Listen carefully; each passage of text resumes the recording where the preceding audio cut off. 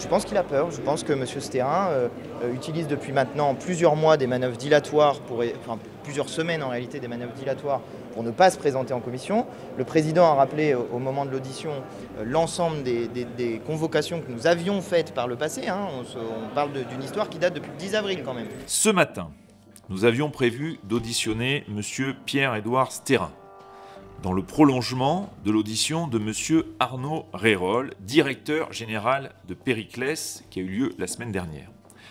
Cette audition nous paraissait légitime au regard des éléments révélés par la presse et la volonté assumée dans le cadre de ce projet de mettre, j'ouvre les guillemets, une stratégie d'influence assumée en œuvre, à la fois politique, idéologique, opérationnelle, reposant sur la formation des élus locaux, l'accompagnement ciblé de formations politiques, la constitution d'un vivier de cadres destiné à exercer, là encore, je cite les documents évoqués lors de la précédente audition, le pouvoir administratif et politique. Moi, j'aimerais poser des questions, notamment sur les relations qui sont celles de M. Stérin avec des responsables politiques, dont la presse s'est fait l'écho.